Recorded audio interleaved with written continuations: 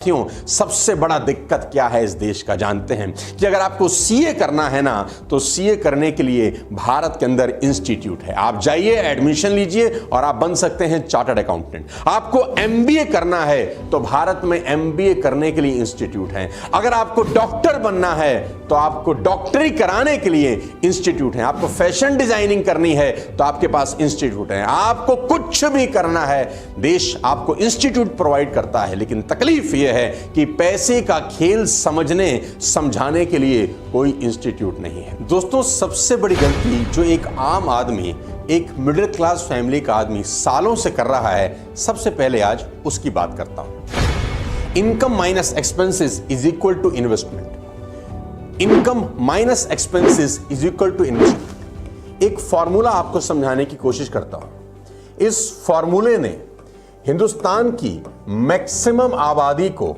हमेशा के लिए गरीब बना दिया है। जी हां, मैं रिपीट करता हूं। इस फॉर्मूले का इस्तेमाल करके हिंदुस्तान की मैक्सिमम आबादी हमेशा के लिए गरीब हो गई है। क्या है ये? खर्च करने के बाद बचे हुए पैसों को इन्वेस्ट करना। खर्च करने के बाद बचे हुए पैसों को इन्वेस्ट करना। This is the blunder mistake a common man is doing since long time. अगर आप वेल्दी होना चाहते हैं, रईस बनना चाहते हैं, अमीर बनना चाहते हैं तो इस फॉर्मूले को ध्यान से समझिए। आमदनी होने पर आप नॉर्मली क्या करते हैं? खर्च या बचत? अगर आप ज्यादातर लोगों में से हैं जो खर्च पहले करते हैं और महीने के आखिर में जो बचता है उससे इन्वेस्ट करते हैं, तो साथियों मैं दावे के साथ कह सकता हूं कि आपकी फाइनेंशियल कंडीशन खतरे के निशान से ऊपर जा चुकी है।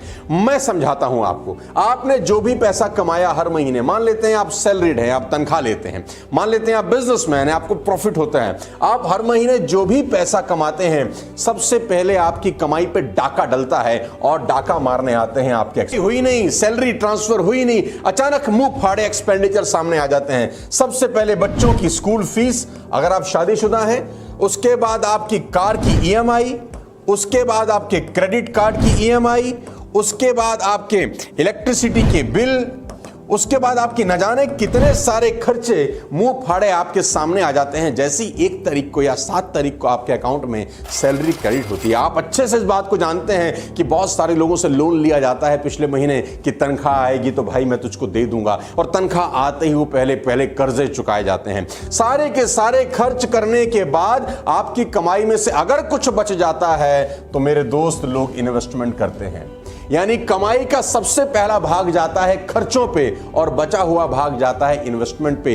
इसीलिए इन्वेस्टमेंट होती ही नहीं है क्योंकि साला यहां पर कुछ बचता ही नहीं है। यह फार्मूला आपकी जिंदगी को बर्बाद करने के लिए काफी है। साथियों, आपकी कमाई पर, खून पसीने की गाड़ी कमाई पर सबसे पहला अधिकार खर्चों का नहीं है। आपकी कमाई पर सबसे पहला अधिकार इन्वेस्टमेंट का है। मैं आपको समझाता हूं और एक शानदार फॉर्मूला देता हूं जो आपको जिंदगी में रईस बना सकता है और आपको पैसे की कभी तकलीफ नहीं होगी। अभी आप फॉर्मूला देख रहे हैं जो आप इंप्लीमेंट कर रहे हैं अपनी जिंदगी में कि income minus expenses is equal to investment.